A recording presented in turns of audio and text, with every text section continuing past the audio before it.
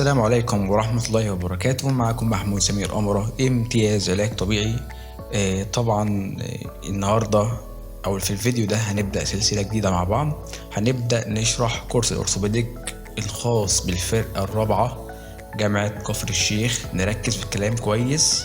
رابعة علاج طبيعي جامعة كفر الشيخ، علشان ممكن حد تاني بيسمع الفيديو يكون مختلف شوية أو المنهج مختلف شوية عن الكورس ده او عن الفيديوهات دي. تمام، يعني في الفيديو ده، الفيديو الاولاني بتاع النهارده، هيكون الكلام بسيط والكلام هيكون موجود في الكتاب بتاع الكليه رابعه علاج طبيعي جامعه كفر الشيخ. تمام كده. ولكن في الفيديوهات الجايه ما ينفعش طبعا اخد كلام حد طبعا مهما كان، يعني حتى لو دكتور او عميد حتى ما ينفعش اخد كلامه واحطه واشرحه. تمام. دي طبعا بالكافي فكريه، وده طبعا انا مرضاش على نفسي. فايه اللي هيحصل؟ هنعمل ميكس. تمام، هنعمل ميكس ما بين الحاجات او الحاجه اللي انا بجمعها او بحطها بطريقتي المعينه، بطريقتي انا. تمام. وهناخد طبعا هيبقى الجزء الاكبر برضه من الكتاب بتاع رابعه علاج طبيعي. تمام، جامعه كفر الشيخ. وكرر تاني، رابعه علاج طبيعي جامعه كفر الشيخ، مع الجزء اللي انا هحطه من تجميع انا. تمام، من كتب اللي انا بعمل منها المحاضرات بتاعتي. تمام كده. فنقطة مهمة ان الفيديوهات معمولة رابعة كفر الشيخ علشان ممكن يكون الفيديوهات مختلفة شوية، ولكن زي ما قلت من الفيديو الجاي هنشرح فروزن شولدر، هنجمع او هنعمل ميكس ما بين الاثنين. واللي سمع التنس البو جمعته بطريقه بسيطه جدا. هنعمل نفس الكلام برضو ولكن في الفيديوهات الجايه. ولكن برضو هناخد جزء كبير من كتاب الكليه علشان الناس هتذاكر من الفيديوهات دي وهتمتحن في الكلام ده. الهدف الاساسي انك تفهم، وعادي ارجع للكتاب في اي وقت اقراه، هتلاقي كلام سهل وبسيط ان شاء الله. الفيديو النهارده بتاعنا عن الماسكولوسكليتال اسسمنت انترودكشن. المفروض طبعا يعني الاسسمنت ده حاجه مهمه جدا. من اشهر الكتب اللي بتتكلم عن الاسسمنت كتاب ديفيد ماجي. طبعا اللي عايز يتوسع في النقطه دي يروح يقرا الكتاب. يعني الانترودكشن بس حاجه تقريبا 40 او 50 صفحه، حاجه ضخمه خالص يعني. ولكن النهارده الفيديو بتاع الاسسمنت ده مش انا اللي كاتب الداتا بتاعته. تمام، ولكن الداتا دي موجوده في كتاب رابعه كفر الشيخ. تمام كده. نبدا بقى نشوف مع بعض. لما بتيجي تعمل اسسمنت للمريض ما، انت بيبقى عندك حاجات ديموغرافيك داتا. الداتا دي انت بتبدا تاخدها من المريض او يعني بتملاها في شيت كده معاك. الاسم بتاع المريض طبعا يعني احنا عايزين نطلع من الحته الاكاديميه شويه او حته اللي هي الكلام اللي ملوش لازمه. يعني الاسم المريض علشان تبقى فاميليار مع المريض. ما طب لازمتها هي يعني نكتبها هنا؟ لا، او انا حاططها كده علشان يبقى ايه الحاجه كامله مع بعضها. تمام. وطبعا بيعمل دوكيومنتيشن، بتكتب اسمه في الشيت عندك. سن المريض دي نقطه مهمه. سن المريض في امراض او حاجات بتيجي مع السن الكبير اكتر، وامراض بتيجي مع السن الصغير. السن الصغير حاجات زي الريكتس. تمام، البوينج ليج اللي هو تقوس القدم. تمام، الحاجات دي بتيجي في السن الصغير، ولو ما اتلحقتش الشخص ممكن يدخل العمليه فيما بعد يعني. تمام، هيحصل ديفورميتي. السن الكبير يعني واحد عنده 60 سنه، واحد عنده 60 سنه ده عنده خشونه وعنده هشاشه عظام وعنده السكر والضغط وكلام كتير. من اكتر حاجات اللي بيواجهها هشاشه العظام اوستيبروز، فممكن لو وقع ممكن يجيله فراكشر نيك اوف فيمر. دي مشهوره خالص في الناس الكبار، ستينات وسبعينات وكده. السكس في فيميل وميل.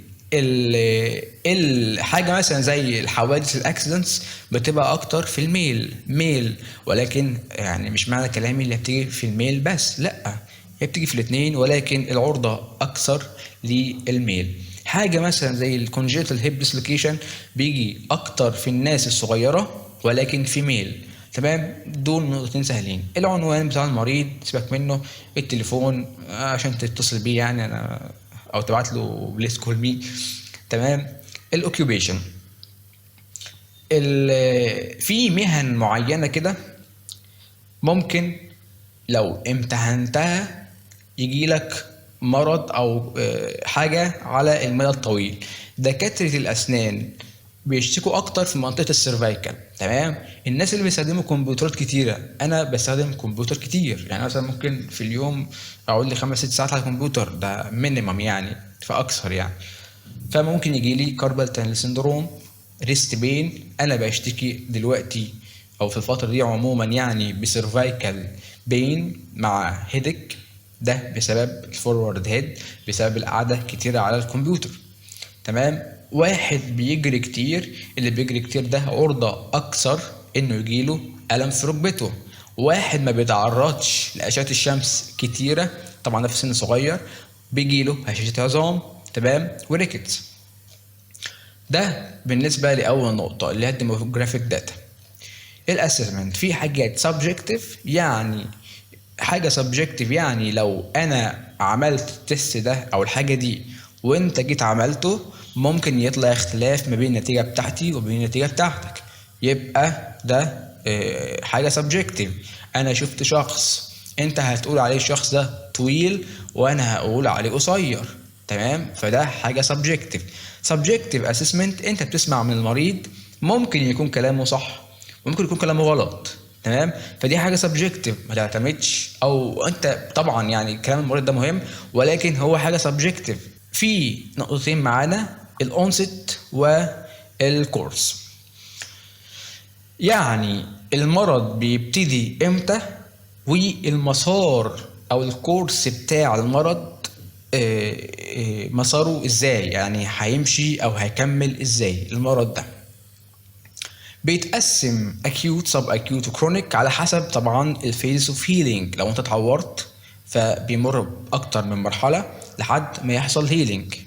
تمام. فمرحله الاكيوت بتاخد اسبوع، اللي هو يعني من دي 0 من اول ما حصل لك انجري لحد الدي رقم 7، يعني اسبوع. سب اكيوت ما بين الاكيوت والكرونيك، سب اكيوت دي من الاسبوع الاول لحد الاسبوع السابع، والكرونيك بعد كده. طبعا فيما بعد، يعني مش فيما بعد، دلوقتي في اخر الفيديو هنبص بصه سريعه علشان المعلومه تثبت اكتر. تمام. يبقى انت الهيستوري بتاخده من المريض ده ممكن يبقى سبجكتيف وممكن يطلع كلامه صح، ولكن هو سبجكتيف. تمام. الاونست في المرض ممكن يبدا اكيوت. تمام. لو انت اتعورت، ده الاكيوت، مرحله الاكيوت هتبدا او هتقعد لمده اسبوع. سب اكيوت من الاسبوع الاول للاسبوع السابع، والكرونيك بعد كده. الاونست، الاكيوت اونست والكرونيك، وفي حاجه اسمها acute on top of chronic، يعني acute على الكرونيك.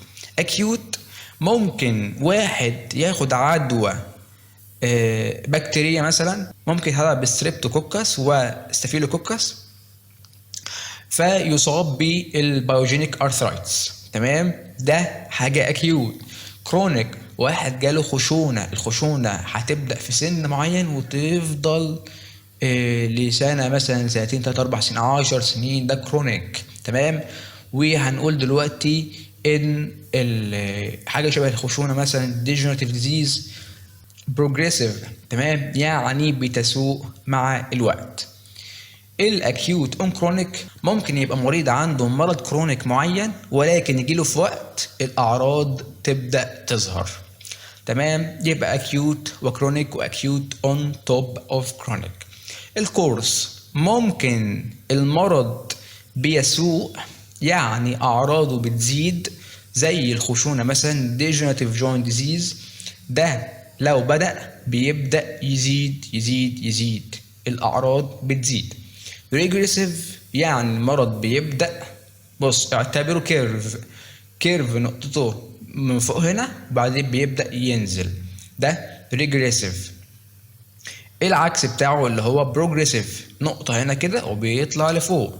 تمام. في انترميتنت يعني اون واوف، يعني فجاه يجي لك، يعني فجاه يزيد فجاه يقل، يجي وما يجيش كده، زي الاوتوميون ديزيز. الاوتوميون ديزيز الامراض المناعيه كلها بتبقى عباره عن اون واوف. عشان كده المرضى بيشتكوا اكتر من الامراض المناعيه، حاجه مثلا زي روماتويد ارثرايتس بيشتكوا اكتر ان الاعراض بتزيد في فصل الشتاء.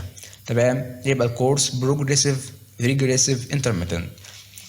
الميكانيزم اوف انجري ممكن تبقى حاجه سيمبل تروما، يعني واحد جاله كسر في الهيومرس مثلا، واحد جاله كسر كومباوند فراكشر، يعني الهيومرس دي كلها اتفتتت بقت فتافيت كده.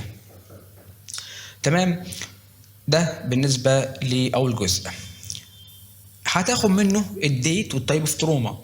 التايب اوف تروما ممكن تبقى دايركت واندايركت وحاجه شبه الستريس فراكشر. دايركت تروما يعني انت اتخبطت في ايدك فايدك اتعورت، تمام كده. سايت اوف تروما بتساوي سايت اوف انجري، اتخبطت في ايدك اتعورت، الموضوع بسيط جدا.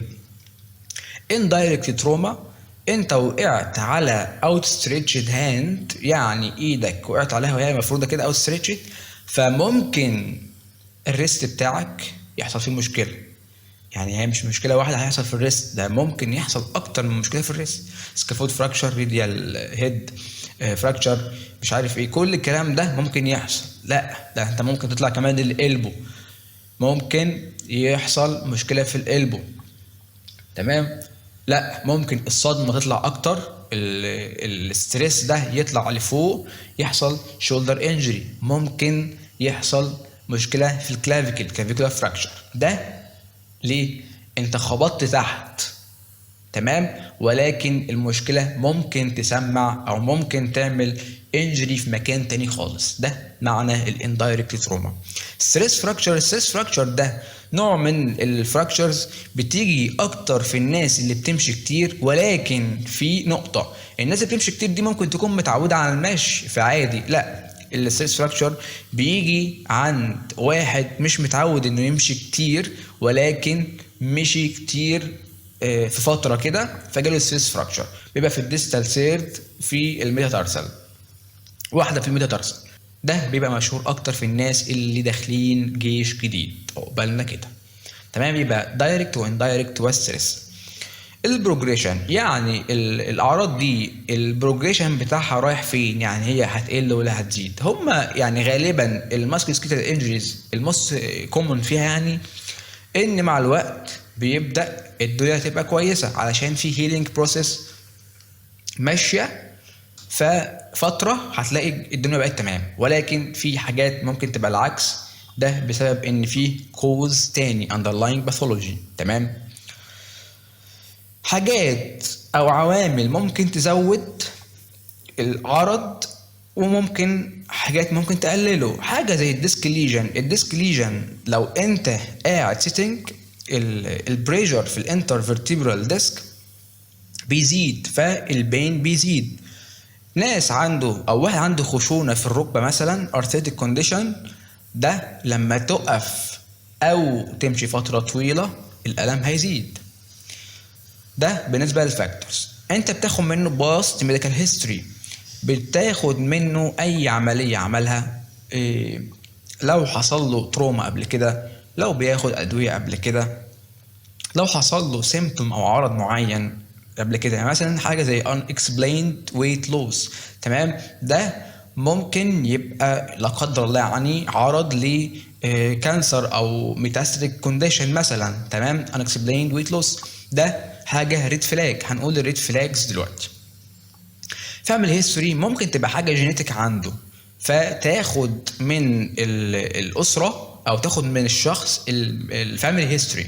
تمام، هندخل بقى على الريد فلاجز. في عندنا حاجتين، ريد فلاجز، ريد اهو ويلو فلاجز. طبعا اليلو فلاجز مش مذكوره في الكتاب، ولكن انا ماليش دعوه، انا ملتزم يعني قلت لكم في الفيديو ده انا ملتزم بالموجود في الكتاب. ريد فلاجز دي مجموعه اعراض بتظهر على المريض، لو انت لقيتها بتحوله للدكتور المختص. تمام، ما تلمسهوش ما تلمسهوش. سمعت انت على طول على الدي في تي، يقول لك الدي في تي ما تعملش معاه حاجه وحوله يعمل مثلا دوبلر او حوله اوعيه دمويه. ده دي في تي، ده ريد فلاجز. تمام، كل الحاجات دي وطبعا في حاجات كتيره اكتر من كده، كل دي ريد فلاجز. تمام، زي ما قلت لك من شويه unexplained weight loss ده ممكن تبقى عرض لميتاستاتيك كونديشن او كانسر او حاجه من دي. يلو فلاجز بقى العكس، لو مجموعه اعراض انا كنت شرحتها في الفيديو في السنه اللي فاتت، ريد فلاجز ويلو فلاجز، يعني لو حد حابب يرجع لها يعني. اليلو فلاجز مجموعه اعراض لو انت شفتها في مريض ما فهتعمل او هتكثف الاكزامينيشن بتاعك. يعني انت هتعمل اكزامينيشن اكتر للمريض، يعني مش اكزامينيشن سطحي، لا انت لو لقيت عرض معين لا انت هتفحص الحاجه دي وتعرف سببها ايه. ده يلو فلاج. ولكن لو ريد فلاج انت حوله، ده مش تخصصك. هنبدا دلوقتي هنروح كل الكلام اللي فات ده هيستوري وكلام فليت فلاجز وميديكال هيستوري ومش عارف ديت اوف تروما، كل الكلام ده انت هتاخده من المريض. هتبدا بقى تعمل له تيستات وكده. البرنسبلز بتاعت التيستات، لو انت هتطبق تيست معين انت المفروض بتعمل للجزء السليم الاول، تمام، وبعدين تقارن بالجزء التعبان. هتبدا تخليه يحرك ايده مثلا لو المشكله في ايده، هتبدا تخليه يحرك ايده اكتف لوحده لو المشكله مثلا في ايده. لو ما عرفش يحركها اكتف حركها له باسيف، لو ما عرفش يحرك باسيف حركها له اكتف اسيستد، تمام. لو كل ده تمام حركها له ريزيستد، تمام، ادي له ريزيستنس خليه يشد على ايدك. ما تبداش مع المريض ببينفول موفمنت، عشان البينفول موفمنت دي هتخلي المريض يتنشن منك، فتبدا له بالحركات او الموفمنتس السليمه الاول او اللي ما فيهاش بين، وبعدين دخله في البينفول موفمنت، تمام. الاند فيل ده لو انت بتيجي مثلا بتحرك باسيف موفمنت لجوينت معين، الجزء اللي انت بتضغط عليه في الاخر ده الاوفر بريشر ده بيبقى اند فيل، جزء من الرينج بيبقى في نهايه الرينج. الريزيست ايزومتريك موفمنت بيقول لك اعملها له في ريستنج بوزيشن، انا مالي، انا مش دعوه. في نقطه معانا في الليجامنت تيستنج، هتيجي تعمل تيست للليجامنت، هتعيد التيست اكتر من مره، وفي كل مره هتزود الاسترس بتاعك، تمام. ده في الليجامنت. الميتوم ده انت بتاسس مثلا ميتوم بتاع C5 C6 تخليه يعمل كونتراكشن لمده 5 ثواني، يعني خليه يعمل كونتراكشن فتره يعني معينه. تاني حاجه البادي تايب عندنا 3 انواع من البادي تايبس، في اكتومورف واندومورف وميزومورف. الاكتومورف ده واحد شبه انا كده، يعني اسمه سكيني جاي، يعني هو واحد عظم، بيقولوها اسمها جلد على عظم، مش عظم على الجلد، لا هي جلد على عظم، معلش، تمام كده. الاكتومورف. الاندومورف ده واحد وزنه بيزيد بسرعه، يعني هو لو اكل حاجه، هو اصلا واحد تخين، معلش يعني برضه واحد الويت عنده عادي ولكن هو بيزيد في الوزن بسرعه. الميزومورف ده بقى اللي هو بتاع الجيم والراوندد شولدر، اللي هو وايد شولدر والويست بتاعه ضيق شويه، ده طبعا احسن واحد فيهم، تمام. يبقى الباي تايبس اكتومورف، اندومورف، ميزومورف. هتعملوا اسسمنت للترانزيشنال موفمنت اللي هي جيت تو سيت، ووكينج، يقف لوحده، يمشي، كل الكلام ده ترانزيشنال موفمنت. هتعمل له بوستشر اسسمنت، طبعا زي ما قلت لك في اول الفيديو الحاجات دي كلها موجوده في كتاب ديفيد ماجي. بوستشر اسسمنت ده طبعا هتاخده له من انتيريور فيو، بوستيريور فيو، لاترال فيو، هتشوف عنده سكليوزس، كيفوزس، لوردوزس، هتشوف عنده بوينج ليج، راوند شولدر، فورورد هيد. طبعا كل الكلام ده مشروح في التفصيل في كتاب ديفيد ماجي. الجيت اسسمنت ده شغل سنه تانية، هتشوف الستيب لينس والسترايد لينس والحاجات دي كلها، ده تبع الجيت اسسمنت. بالانس اسسمنت، معنى بالانس ده الابيليتي بتاعت الشخص انه يمنتين اللاين اوف جرافيتي مع البيز اوف سبورت، تمام. يعني ده كلام قديم جدا. انت لما تيجي تعمل اسسمنت البالانس ده طبعا يعني وده اسسمنت ويمشي كمان فيما بعد تريتمنت. انت بتبدا مع المريض الاول ب بيز اوف سبورت واسع، وبعدين تقلل له البيز اوف سبورت شويه، تخليه يضم رجليه، تمام. بتخليه يفتح عينه الاول وبعدين يغمض عينيه، ده طبعا كلها بروجريشن، تمام. بتعمله ستاتيك ودايناميك، بتخليه يتحرك يعني ياخد خطوه يمين او شمال او لورا وقدام، تمام. ده بالانس اسسمنت، وده طبعا يمشي بالانس تريتمنت. البالبيشن، انت بتحط ايدك على المريض بقى، تشوف بقى بين، تندرنس، سويلنج، تشوف الدرماتوم بتاع مثلا لو في ديفكت في سي مثلا 5 6، تشوف تعمل اسسمنت للسنسيشن، ده كله عن طريق البالبيشن. كل اللي فات ده حاجات سبجكتيف، حاجات ممكن نتيجتها تختلف من شخص للتاني. حاجات اوبجكتيف، ايه الحاجات اللي احنا هنقولها دي دلوقتي؟ تمام.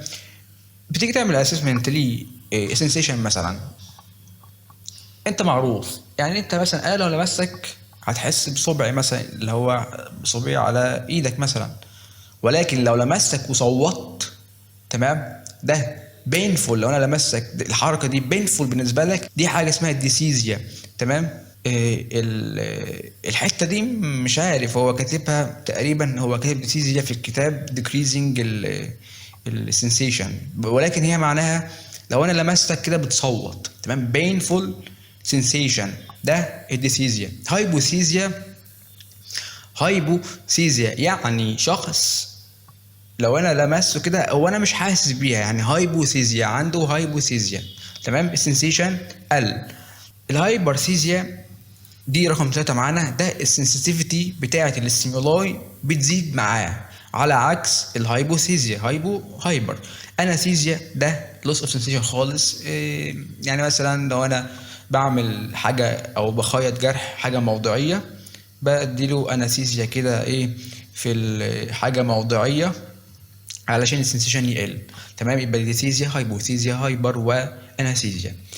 رينج في موشن اسسمنت، انت بتقعد تحرك له بقى باسيف واكتيف واكتيف اسيستد وريزيست اكسرسايز، بتعمل له بتشوف الموفمنت طبعا، بتشوف الاند فيل. الاند فيل عندنا في نورمال واب نورمال، وفي جزء كبير من النورمال موجودين في الاب نورمال. تمام. هفهمك ازاي دلوقتي. النورمال اند فيل سوفت اند فيل، لو انا جيت عملت فليكشن في الالبو او فليكشن في الني، في الاخر كده هو خلاص الرينج وقف، الحركه قفلت. ليه؟ بسبب ان البلك بتاع الكاف ماسل لامس البلك بتاع الهامسترنج، البلك بتاع الفور ارم لامس البايسبس، فالحركه قفلت. ده سوفت اند فيل.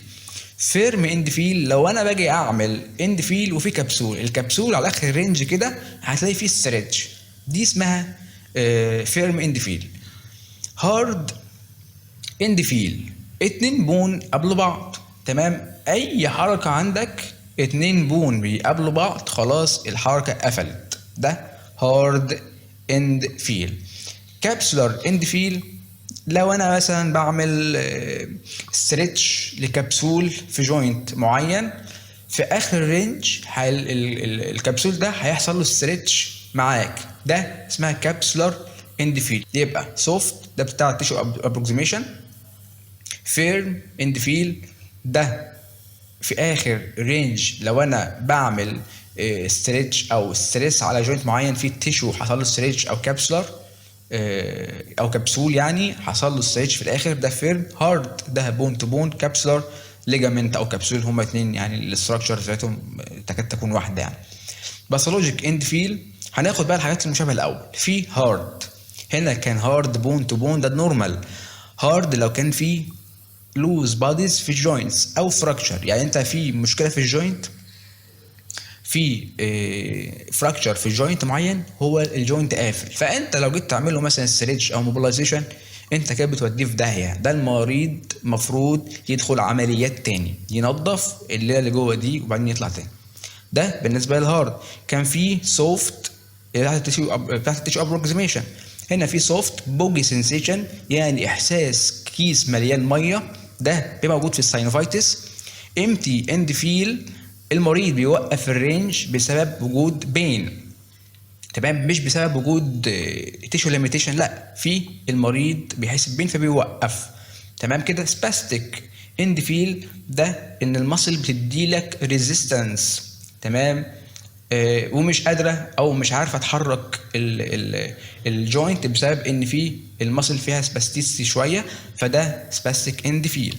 في بقى معانا اللي هي الفيرم سبرينج سنسيشن، ده لو في عندك مصل فيها شورتنينج او ليجامنت او كبسول، يعني سوفت تيشو في شورتنينج، هتيجي تعمل او تروح لنهايه الرينج هتلاقي فيه فيرم سنسيشن، يعني اللي هو انت بتجيب رينج في الاخر ولكن فيرم، اللي هو انا مش عارف اوصلها لك بالظبط طبعا، يعني علشان يعني لازم تتشرح على حد. يعني انت جربها، هات، او لو انت شغال مع حاله او اي حاجه يعني، تعالى على كبسول فيه شورتنج او ليجمنت فيه شورتنج واضغط الاخر، تمام. الرينج اللي في الاخر ده اسمه فيرم سبرينج سنسيشن. يبقى الباثولوجيك ده بوجي سنسيشن بتاع كيس الميه، الامتي بتاع البين، الهارد بتاع لو في كسور، السباستيك في سباستيستي، الفيرم سبرينج ده بتاع الليجامنتس شورتنينج. رينج اوف موشن اسسمنت. رينج اوف موشن عندنا دلوقتي انت المريض، يعني هو ده كلام نظري برضه، انا ما بحبش الكلام النظري. انت بتشوف الباترن والكواليتي والكلام ده، سيبك منه. مش عارف انا كتبتها ليه. جوينت بلاي اسسمنت بيقول لك هنا الاماونت، كميه الحركه انك تقدر تجيبها باسيف على جوينت بتبقى حدود 4 مللي. يعني هو انا دلوقتي اكتف اهو، حركت جوينت، انا ممكن اجيب رينج اكتر في حدود 4 مللي لو انا حركت باسيف. هنا طبعا مكتوب بيقول لك المريض يكون ريلاكسد وجود جراسب وكلام مش عارف بيحطوا الكلام ده في الكتب ليه. الموفمنتس بيقول لك not to be forced. ماشي. في physiological movement واكسسوري موفمنت. يعني انا دلوقتي لو جيت حركت عملت elbow flexion، تمام، بيحصل في جوه الجوينتس، ده طبعا شغل ميكانيكس، بيحصل جوه الجوينتس شويه حركات دي. ممكن يحصل جلايدنج، ممكن يحصل كومبريشن، ممكن يحصل ديستراكشن، ممكن يحصل سبيننج، حاجه بتلف حوالين حاجه. ده شغل طبعا يعني الناس اللي اخذت موبيلايزيشن، جوينت موبيلايزيشن، الكلام ده مشروع. النيورولوجيك اسسمنت طبعا احنا بنتكلم في شيت اورثو، تمام، يعني مش هنتعمق في النيورولوجيك اسسمنت، يعني اخرك هتعمل له ريفلكسات موتور وسنسوري بس، ومش كله طبعا، مش كل الحاجات. في حاجه اسمها سواب اسسمنت، SOAB subjective objective assessment plan. في حاجات subjective انت بتلاقيها من هيستوري، بيشنت هيستوري، بيرزنت هيستوري، باست هيستوري، ميديكال هيستوري، كل الكلام ده subjective. حاجه اوبجكتيف خلاص هي انت اثبتها بالتست مثلا معين او بدراسه معينه EMG مثلا او برنين او او اكس راي. اسسمنت فحص المريض. بلان اوف تريتمنت، انت خلاص بتحط خطه علاجيه للمريض بتاعك. كده احنا خلصنا الفيديو النهارده. هنبص بصه سريعه جدا على الفيديو تاني. بتاخد اسم المريض، السن بيزيد، الايدج معاه بتزيد نسبه الاصابه ببعض امراض زي مثلا فراكشر نيك اوف فيمر. الناس الصغيرين ممكن يحصل لهم ريكيتس، بوينج ليج، كلام من ده. الميلز عرضه اكتر للحوادث. النيو بورن فيميلز عرضه اكتر للكونجيتال هيب ديسلوكيشن. الناس اللي بيستخدموا كمبيوترات كتير عرضه اكتر للكاربال تانل سندروم وريست بين. الناس اللي بيمشوا كتير او بيجروا كتير عرضه اكتر للني بين. الناس اللي ما بيتعرضوش لاشعه الشمس عرضه اكتر للاوستيوبروزيس. تمام. اكيوت اسبوع، سب اكيوت اسبوع ل 7 اسابيع، كرونيك بعد 7 اسابيع. اكيوت اونست واحد اتعدى بعدوى مثلا سيبتوكوكاس مثلا زي ما قلت لك من شويه. بايوجينيك ارثرايتس. كرونيك واحد جاله خشونه. اكيوت انتوب كرونيك، اعراض بدات تظهر في فتره معينه. الكورس بروجريسيف يعني السيفيرتي زادت، ريجريسيف السيفيرتي قلت. تمام. معنى السيفيرتي قلت يعني المرض بيتحسن. انترميتنت اون اوف يعني حاجه روماتويد ارثرايتس، حاجه مناعيه. دايركت تروما، اتخبطت في مكان وتعورت فيه. اندايركت تروما، اتخبطت في مكان وبعدين اتعورت او السيمتومز راحت لمكان تاني زي فولينج اون اوتستريتشد هاند. ستريس فراكتشرز اللي بيجي في اي ميتاتارسلز في الفوت، ده بيبقى اكتر في الجيش. الناس اللي يعني داخلين جيش يعني في اوفرلود نزل عليهم جامد. الديسك ليجن ده السيتنج بيزوده. الارثيتيك كونديشن المشي او الويت بيرنج طبعا بيزوده. بص ميديكال هيستوري، فاميلي هيستوري، ريد فلاجز حاجات لو لقيتها بتحولها لتخصص تاني. طبعا انت مش بتاع مثلا كلى ولا بتاع، انت مش طبيب عظام، لا.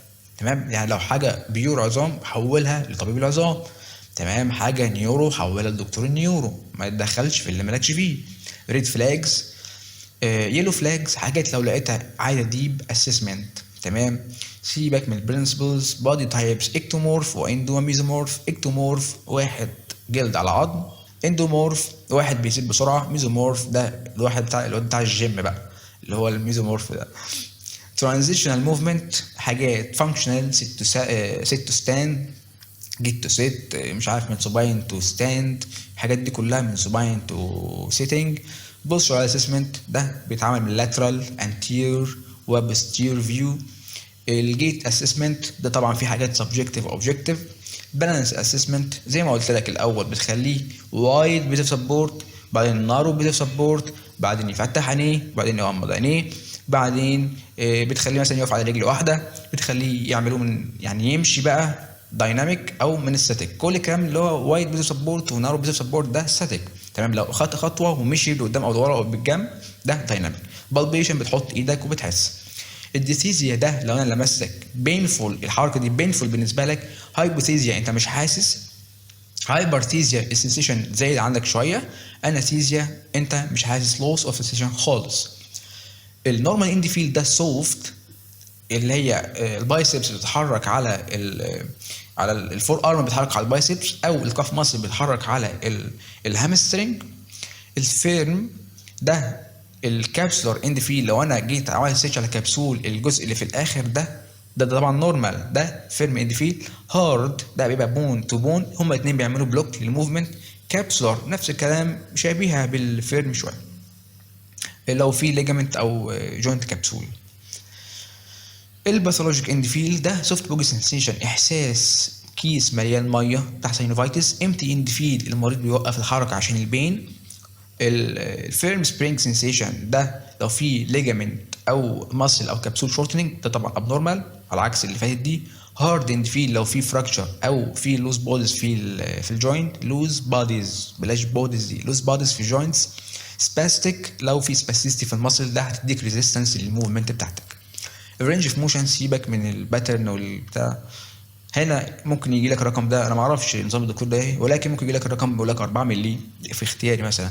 في اكسسوري موفمنتس بتيجي وانت بتعمل فيسيولوجيكال موفمنت، زي ما قلت لك لو انت بتيجي مثلا تعمل ايه، تعمل ني فليكشن مثلا، ممكن يحصل حركات تانية، تمام. وانت مثلا بتيجي تعمل شولدر ابدكشن، بيحصل جلايدنج للهيومرال هيد، تمام، هيومرال جلايدنج، تمام.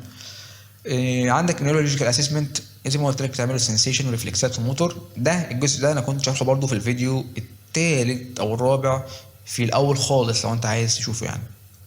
سواب سبجكتيف اوبجكتيف اسسمنت بلان، حاجات سبجكتيف حاجات اوبجكتيف، تعمل له اسسمنت، تحط له البلان اوف تريتمنت بتاعتك. كده احنا خلصنا الفيديو النهارده. طبعا انا عارف ان انا بشرح في الفيديو ده بسرعه علشان الكلام سهل. يعني انت بتعمل الاسسمنت للمريض، بتاخد اسمه وعنوانه وتشوف سنه كام، تشوف بيشتغل ايه. بتعمل اسسمنت للبالانس، للرينج اوف موشن، للاند فيل. بتعمل اسسمنت النيورو ولكن ان بريف. بتعمل حاجات اوبجكتيف، بتعمل له حاجات سبجكتيف العاديه بتاعتنا دي. لو في سبيشال تيست معين بتعمله له. وفي الاخر بتحط الدايجنوزس بتاعك، وبتحط له بقى البلان اوف تريتمنت على حسب ما انت شايف المشكله. ونصيحه او هي مش نصيحه، هو الطبيعي اللي مفيش بروتوكول بيتحفظ، انت بتدرس كل الكلام ده، وفي الاخر لو حاجه مشكله قابلتك معينه، فانت بتحط لها اسلوب معين عشان تحل المشكله دي. يعني مثلا مش شرط اقول لك انت تحفظ الحاجه دي بروتوكول للشولدر امبنجمنت، لا، انت دلوقتي بتعمل اسسمنت المريض، لقيت عنده 3-4 مشكلات، فانت بتحط لكل مشكله وسيله ما للعلاج بتاعه المشكله دي، تمام. فانت حاول ما تحفظش بروتوكول. انا عارف طبعا اللي هو يعني انت ملزم بالكلام او تحفظ الكلام عشان تكتبه في الامتحان وتنساه بعد الامتحان، واحنا كلنا كده وما زلنا طبعا كده، يعني اللي هو ايه، نحفظ كلام عشان الامتحان وبعدين ننساه، ولا كأننا اخدنا حاجه ولا كأننا دخلنا كليه. فيعني حاولوا تبسطوا قدر الامكان وافهموا، والموضوع هيبقى سهل ان شاء الله. كده الفيديو الاول خلص، معانا الفيديو التاني ان شاء الله هنشرح الفروزن شولدر، غالبا يا فيديوهين او 3، كل فيديو نص ساعه برضو. اشوفكم ان شاء الله المره الجايه، والسلام عليكم ورحمه الله وبركاته.